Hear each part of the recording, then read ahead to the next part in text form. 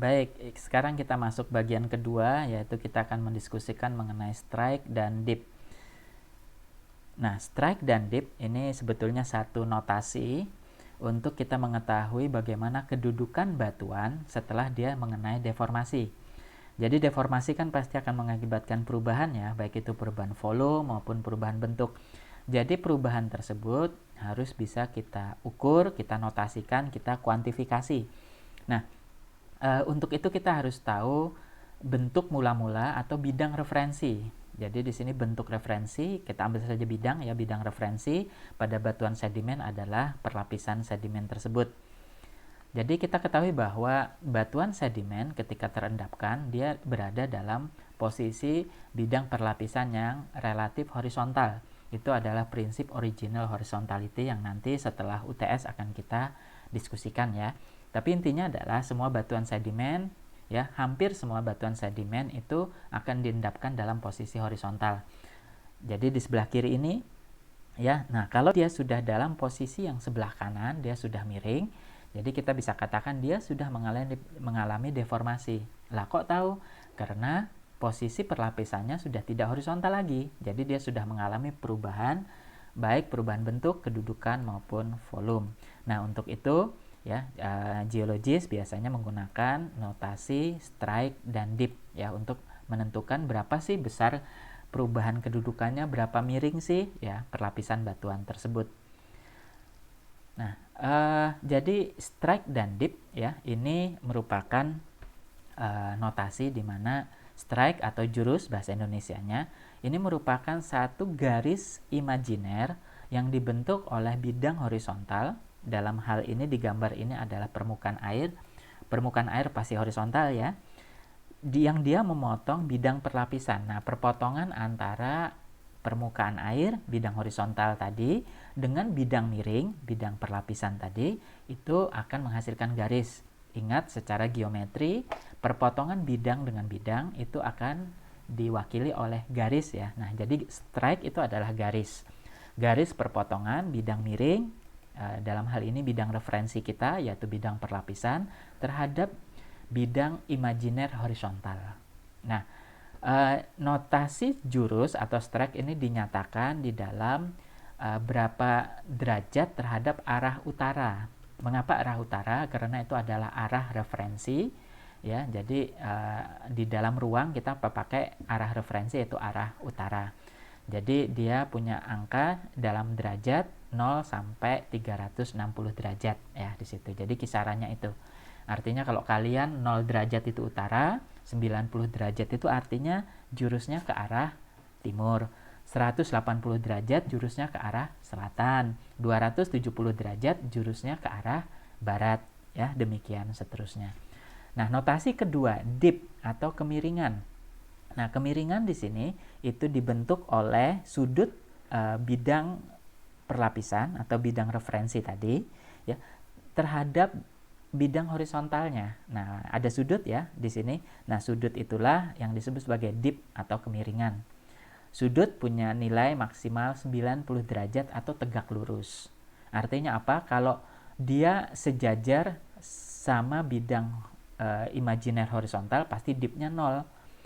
Kalau dipnya 90 derajat itu artinya bidang perlapisan kita itu tegak ya di situ. Jadi nilai dip itu 0 sampai 90 derajat ya di situ. Nah, kita lihat contoh ya untuk memudahkan kalian. Kita buka aplikasi. Nah, ini bisa kalian buka ya di browser namanya visiblegeology.com. Ya, di sini ini model untuk memahami lapisan yang mudah. Nah, di sini ada beberapa modul, bisa 2 dimensi, bisa 3 dimensi, tapi kita pakai 3 dimensi ya. Ini bisa kalian putar ya di sini. Nah, ini sebelah kanan ini ada beberapa modul yang kita pakai di sini yang tilting saja, tilting artinya dia miring. Ini untuk memahami konsep strike dan dip. Nah, langsung muncul ada gambar ini bidang miring ya berwarna coklat ini. Kemudian di sebelah kanan menutupi modul itu ada window strike dan dip. Ini kita nggak bisa memasukkan angka, jadi kita sliding saja. Jadi misalkan strike-nya 0 itu artinya ke utara ya. Kalian pengen strike ke arah timur. Ya, 90. Masukin saja 90. Oke, 90. Nah, arah utaranya ke sana, ini ditunjukkan oleh arah utara ya. Jadi kalau saya geser, tuh arah utaranya ditunjukkan panah ini ya. Dia udah tegak lurus arah panah ya. Artinya tegak lurus utara itu adalah timur barat ya di sini. Nah, kalian perhatikan kalau jurusnya 90 derajat, dip-nya itu miringnya pasti ke selatan.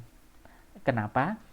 Karena kalau kalian rubah strike-nya menjadi 270, ya, itu artinya ke arah barat, maka nah, miringnya ke arah utara. Nah, inilah yang kita sebut sebagai kaidah tangan kiri.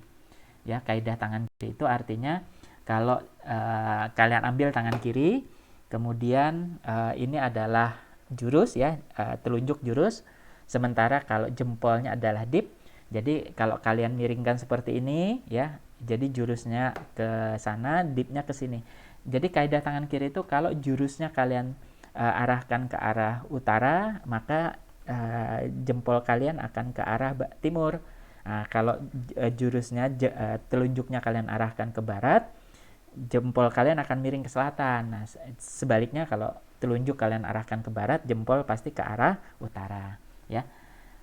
Nah, ini silahkan nanti bermain-main dengan aplikasi visiblegeology.com ya di sini. Ini dipnya bisa kalian mainkan ya di sini. Gampang ya di sini. Pak, gimana kalau strike-nya ke selatan 180 ya? Mari kita geser 180, dipnya 45. Nah, ya. Tuh kan. Dia ke arah selatan, tapi ingat ya, kaidah tangan kiri.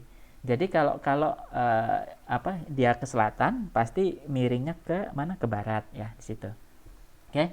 Itu tentang strike dan dip ya. Jadi kalau kita kembali ke sini, berapa besar deformasi yang terjadi? Jadi kalau kalian dipnya 45 derajat dengan dip 10 derajat, pasti beda dong deformasinya. Jadi deformasi yang 10 derajat, kita taruh sini 10. Nah, landai.